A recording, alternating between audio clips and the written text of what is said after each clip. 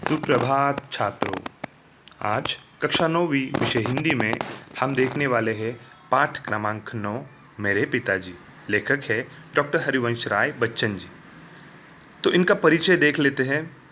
जन्म 27 नवंबर 1907 प्रतापगढ़ उत्तर प्रदेश। मृत्यु 18 जनवरी 2003।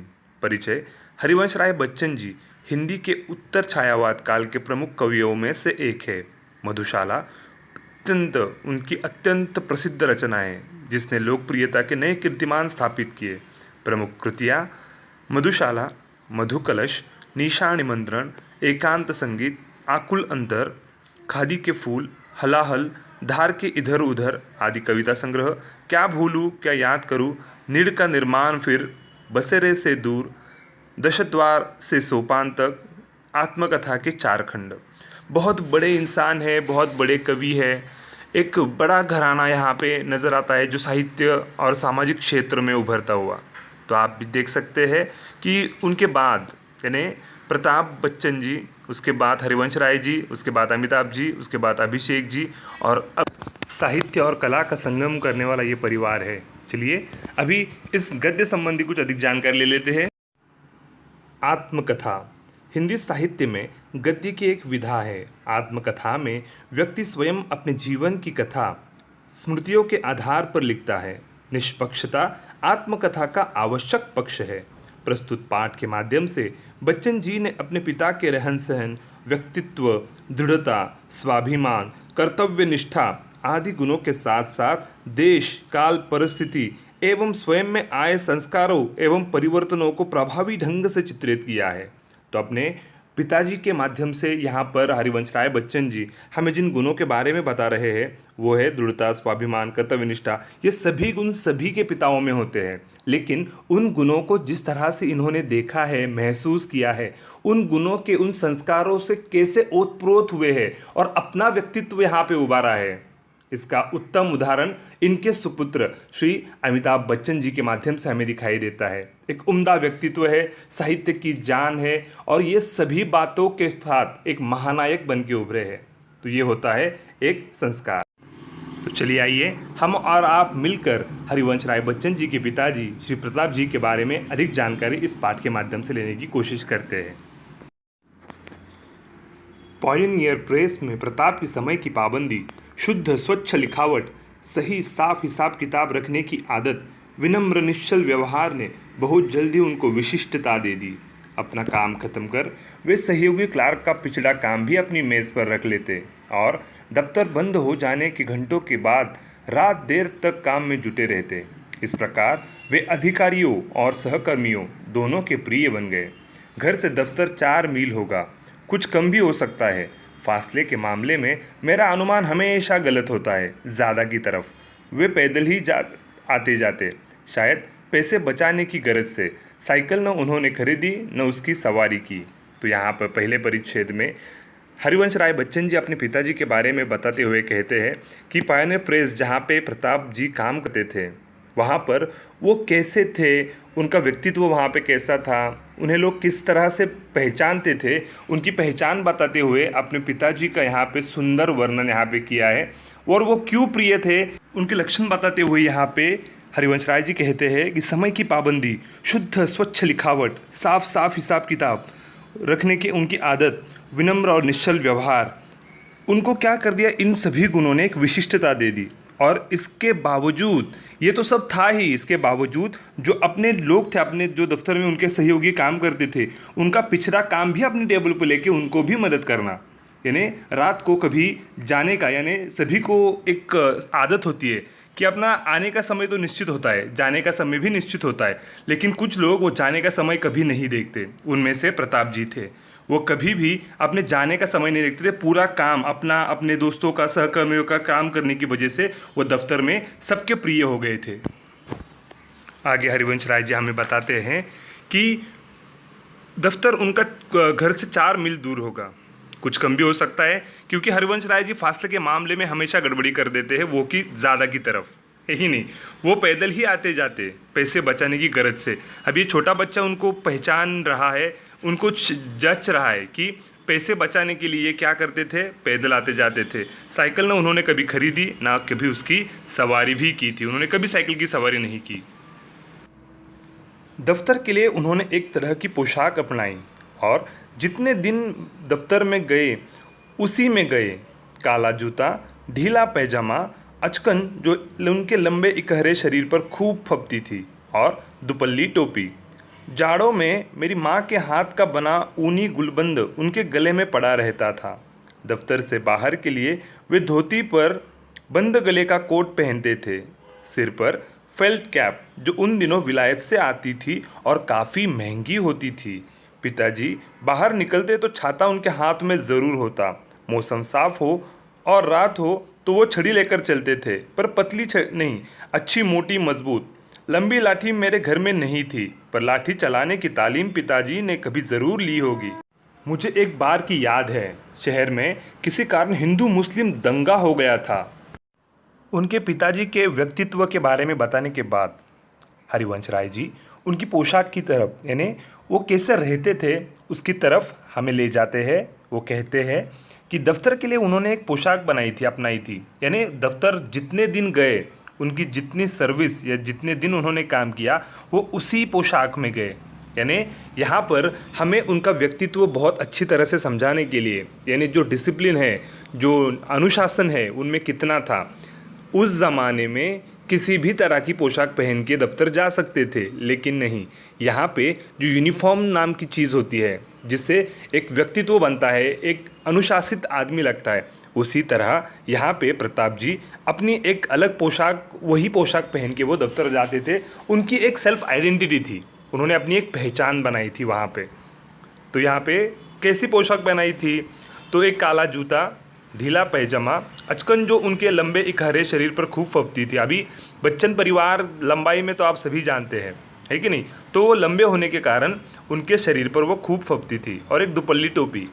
जाड़ों में, यानी जब भी ठंडी होती थी, तो हरिवंश राय बच्चन जी की माँ ने जो ऊनी गुलबंद अपने हाथों से बुना था, वो उनके गले में पड़ा रहता था। दफ्तर से बाहर के लिए वो धोती पर बंद गले का कोट, यानी जो ब्लेजर आता है अभी वैसे नहीं, बंद गले का कोट पहनते थे। सिर पर फेल्ट कैप जो उन दिनों विलायत से आती थी। अब ये फेल्ट कैप जो है वो उन दिनों विलायत से आती थी और काफ़ी महंगी होती थी। पिताजी जब भी बाहर निकलते उनके हाथ में छाता ज़रूर रहता था, है कि नहीं, कभी भी छाता रहता। और जब मौसम साफ हो और रात हो तो वो छड़ी लेकर चलते थे, लेकिन पतली छड़ी नहीं, मोटी और मजबूत छड़ी वो लेकर चलते थे। अब यहाँ पे एक संस्मरण बताते हुए, यानी एक किस्सा बताते हुए यहाँ पे हरिवंश राय बच्चन जी हमें कहते हैं कि उन्होंने कभी, हमारे घर में बड़ी लाठी नहीं है, लेकिन उनके पिताजी ने लाठी चलाने की तालीम ज़रूर ली होगी, ऐसा विश्वास के साथ ये हरिवंश राय जी बच्चन यहाँ पे हमें बताते हुए नजर आते हैं। क्योंकि उन्होंने यहाँ पर एक बहुत बड़ा जो दंगा हुआ था उसके बारे में जिक्र किया है। तो उसमें क्या हुआ था, कैसे हुआ था, तो इसके बारे में हम अधिक जानकारी आगे लेंगे। पिताजी ने धोती ऊपर कर ली, कुर्ते की बाहें चढ़ा ली और अपना पहाड़ी मोटा डंडा दाहिने हाथ से कंधे पर संभाले, बायां हाथ तेजी से हिलाते नंगे पांव आगे बढ़े। उन्होंने उनके पास जाकर कहा, मैं लड़ने नहीं आया हूँ। लड़ने को आता तो अपने साथ औरों को भी लाता। डंडा केवल आत्मरक्षा के लिए साथ है। कोई अकेला मुझे चुनौती देगा तो पीछे नहीं हटूंगा। मर्द की लड़ाई बराबर की लड़ाई है। चार ने मिलकर एक को पीट दिया तो क्या बहादुरी दिखाई। अकेले सिर फिरे की बात समझी जा सकती है, चार आदमी मिले तो उन्हें कुछ समझदारी की बातें करनी चाहिए। इस तरह की लड़ाई तो बेसमझी की लड़ाई है। कहीं किसी ने किसी को मारा और अपने दूसरी जगह किसी दूसरे को मार दिया। धर्म का नाता है तो पास पड़ोस इंसानियत का भी नाता है। इंसान मेल से रहने के लिए बना है। लड़ाई कितने दिन चलेगी? 2 दिन, 4 दिन, 5वें दिन फिर सुलह से रहना होगा। 2, 4, 10, 12, 100, 50 हिंदू मुसलमानों के कट मरने से न हिंदुत्व समाप्त होगा न इस्लाम खत्म होगा। साथ रहना है तो खूबी इसी में है कि मेल से रहे, एक दूसरे से टकराने की ज़रूरत नहीं। दुनिया बहुत बड़ी है। पिताजी की बातों का असर हुआ। उस दंगे में फिर कोई वारदात नहीं हुई। आगे भी कई बार जब शहर में हिंदू मुस्लिम दंगे हुए, हमारे मोहल्ले में शांति बनी रही।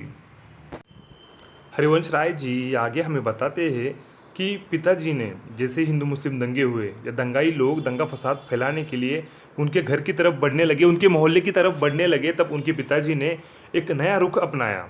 पिताजी ने धोती ऊपर कर ली, कुर्ते की बाहें चढ़ा ली और अपना पहाड़ी मोटा डंडा जो है वो कंधे पर संभाले, जैसे एक सोल्जर चलता है, जैसे एक सिपाही चलता है, उस तरह से उन्होंने बायां हाथ तेजी से हिलाते नंगे पांव आगे बढ़े। उन्होंने उनके पास जाकर कहा, इसके लिए बहुत साहस चाहिए। ये सब काम करने के लिए बहुत साहस की आवश्यकता होती है कि दंगाई आ रहे हैं, उनके हाथ में हथियार है, लठ है, डंडे है, तलवारें है, उनके सामने एक डंडा लेकर एक आदमी खड़ा हो जाए, इसके लिए बहुत बड़ा साहस चाहिए। वो साहस इन्होंने दिखाया और सीधे उनसे सवाल जवाब शुरू किया। मैं लड़ने नहीं आया हूँ, लड़ने आता तो मेरे साथ औरों को भी लाता। केवल ये डंडा जो मैंने लिया है वो सिर्फ आत्मरक्षा के लिए, मैं आपसे लड़ने बिल्कुल नहीं आया हूँ, उन्होंने स्पष्ट कर दिया। और उनके जो हाव भाव, उनका चाल चलन या उनका जो शरीर और वो डंडा संभालने की जो पोजीशन थी, उससे दंगाई भी थोड़ी देर के लिए शांत हो गए। कोई अकेला मुझे लड़ेगा, चुनौती देगा तो मैं पीछे नहीं हटूंगा। लेकिन उन्होंने उनको इतनी सुंदर तरह से समझाया है, क्योंकि इस माहौल में किसी को कुछ अच्छी बात समझाना बहुत मुश्किल काम होता है, लेकिन उन्होंने ये काम बखूबी निभाया।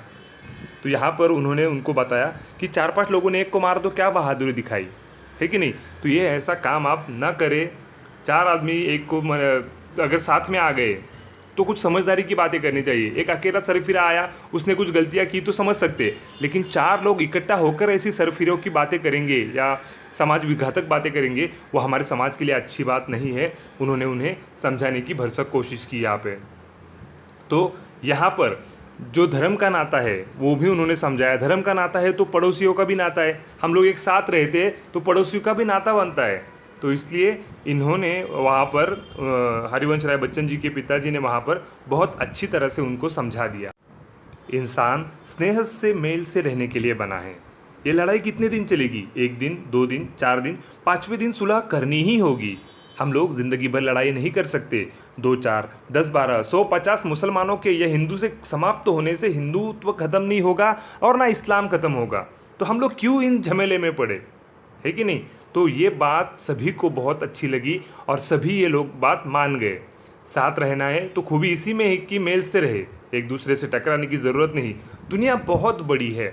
इस तरह से उस तेवर, उनके जो अवतार था उनका वो, या उन्होंने जिस तरह से उस पूरे समाज को या उस ग्रुप को, उस झुंड को बताया कि ये सभी बातें इतनी महत्वपूर्ण है, ये बातें सबके सामने इतनी बहादुरी से बताई कि सभी लोग उन बातों पर अमल करें। सभी लोगों को वो बातें समझ में आ गई।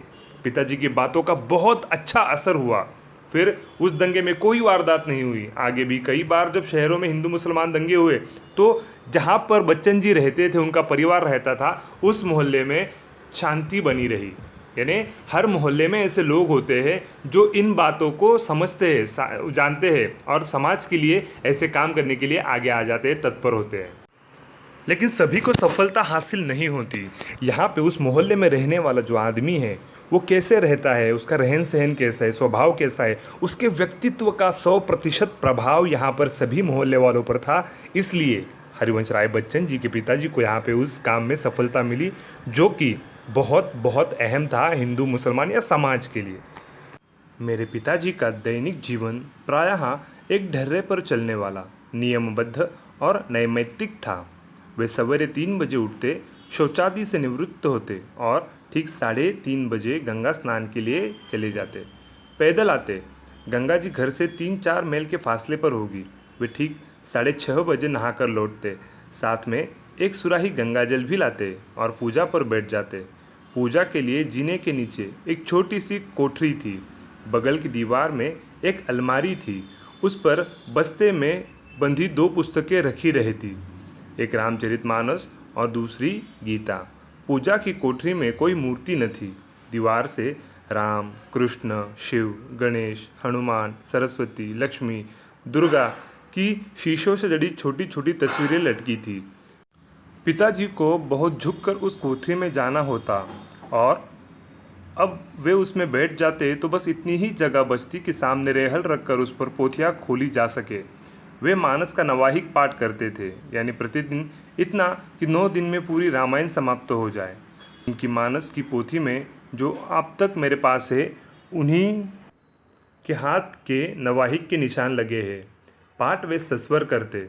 उनकी आवाज़ सुरीली नहीं थी, गाते मैंने उनको कभी नहीं सुना, पर उनका स्वर साफ, सप्राण और लयपूर्ण था, और कोठरी से निकली उनकी आवाज़ सारे घर में गूंजती थी।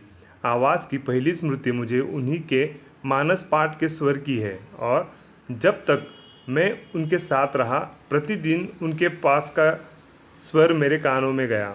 मैं कल्पना करता हूँ कि सौरी में जन्म के पहले दिन से ही मैंने उनका पाठ सस्वर सुनना शुरू कर दिया होगा। सौरी पूजा की कोठरी के सामने दालान के एक सिरे पर बनाई जाती थी। राधा बताया करती थी कि जब मैं बच्चा था तब चाहे कितना ही रोता क्यों न हूँ, जैसे ही मेरा खटोला पूजा की कोठरी के सामने लाकर डाल दिया जाता था, मैं चुप हो जाता था, जैसे मैं भी पिताजी का मानस पाठ सुन रहा हूँ। मेरी माता तथा परिवार के अन्य लोग इसमें मेरे पूर्व जन्म की धार्मिक संस्कार की कल्पना करते थे।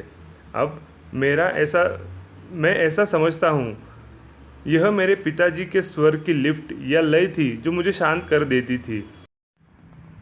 इतना मैं ज़रूर मानता हूँ कि इन श्रवण संस्कारों ने उस समय अद्भुत रूप से मेरी सहायता की होगी जब मैं गीता को जनगीता का रूप दे रहा था, अवधी भाषा में, मानस की शैली में। अज्ञात रूप से मेरे अवचेतन और ज्ञात रूप से मेरे चेतन की शीरा शीरा मानस की ध्वनियों से भीगी हुई थी।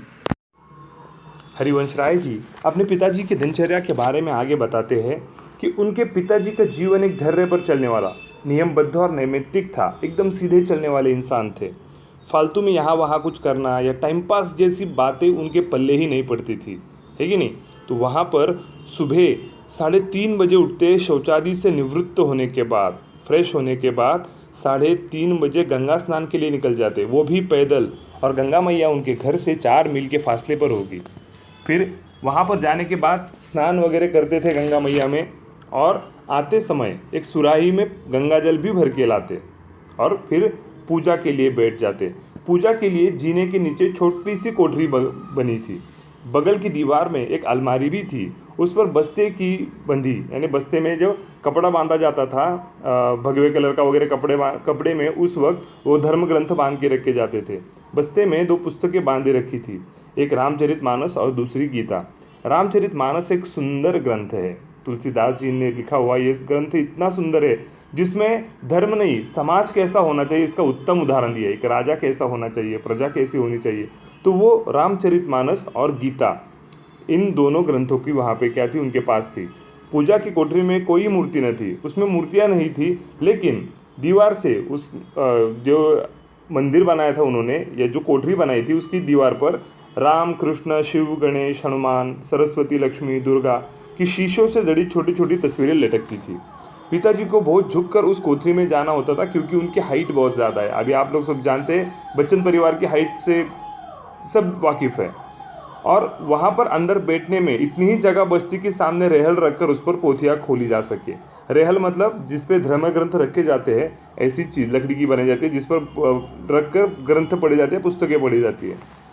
वे मानस का नवाहिक पाठ करते हैं। नवाहिक मतलब प्रतिदिन इतना ही पढ़ना है कि 9 दिन में वो पूरी रामायण समाप्त हो जाए। उसकी मानस की पोथी में जो अब तक मेरे पास है, यानी उन्होंने अब तक उनकी वो पोथी संभाल कर रखी है। उन्हीं के हाथ के नवाहिक के निशान भी वैसे के वैसे ही है जो लेखक ने अपने पास संभाल के रखे हैं। पाठ वे सस्वर करते, उनकी आवाज़ सुरीली बिल्कुल नहीं थी। गाते मैंने उनको कभी नहीं, हरिवंश राय बच्चन जी ने उनको कभी गाते भी नहीं सुना, पर उनका स्वर साफ, सप्राण और लयपूर्ण था। कोठरी से निकली उनकी आवाज़ सारे घर में गूंजती थी। आवाज़ की पहली स्मृति लेखक के मानस पाठ के स्वर की है। जब तक मैं लेखक उनके साथ रहे, उनके पिताजी के साथ रहे, प्रतिदिन उनके पास का स्वर मेरे कानों में गया। लेखक कल्पना करते हैं कि सौरी में जब पहले दिन से ही मैं उनका पाठ सस्वर सुनना शुरू किया था। सौरी मतलब क्या, पूजा की कोठरी के सामने दालान के लिए एक सिरे पर बनाई जाती थी। राधा, यानी घर में एक बड़ी औरत है राधा, वो बताया करती थी, उन्होंने एक संस्मरण बताया कि बचपन में जब बहुत नन्हे बालक थे लेखक, तब कितने ही क्यों ना रोते हो वो लेखक, जैसे ही उनको उस कोठरी के सामने लाके रख दिया जाता था, वो बिल्कुल चुप हो जाते थे। और इनके परिवारजन इसको क्या कहते थे कि पूर्व जन्मों के धार्मिक संस्कार की कल्पना करते थे कि ये ऐसा होगा वैसा होगा, इसलिए ये चुप हो जाता है। लेकिन लेखक को ऐसा लगता था कि जो जिस प्रकार से वो उनके लयबद्ध पिताजी गाते थे, उस लय से या उसके श्रवण करते थे वो अच्छा लगता था उसे, इसलिए वो शांत हो जाते थे, ऐसा उनको लगता था। तो इस श्रवण संस्कारों ने उस समय लेखक की बहुत सहायता की है, जब वो गीता जो है उसको जन गीता का रूप दे रहे थे अवधी भाषा में, मानस की शैली में, अज्ञात रूप से। यानी अवधी भाषा समझने में आसान थी संस्कृत के मुकाबले, तो गीता का उसमें जो अवधी भाषा में मानस की शैली में जब वो रूपांतरण कर रहे थे लेखक, तो लेखक बताते हैं कि अज्ञात रूप से उनके चेतन और अवचेतन की जो शीरा शीरा है मानस की ध्वनियों से भीगी हुई है। यानी वो मानस की ध्वनियाँ उनके अंतरंग में इतनी साई हुई है, इतनी मिश्रित हुई है कि वो निकाल नहीं सकते उसको बाहर। इस प्रकार उन्होंने इस गीता को जनगीता बनाने का जो बीड़ा उठाया था, उसमें वो कब सफल हुए, जब उनको उनकी ही जो अवधी भाषा है उसमें उसको सस्वर या सबको समझ में आए, इस तरह से उन्होंने क्या किया, उसको जनगीता बना दिया। हरिवंश राय जी के पिताजी जो है उनके बारे में हम लोग अधिक जानकारी ऐसे ही लेते रहेंगे, लेकिन एक वीडियो में ये बताना बहुत मुश्किल है, इसलिए क्रमशः हम लोग भाग 2 में वापस मिलेंगे। तब तक जुड़े रहिए, चैनल पे बने रहिए और धन्यवाद।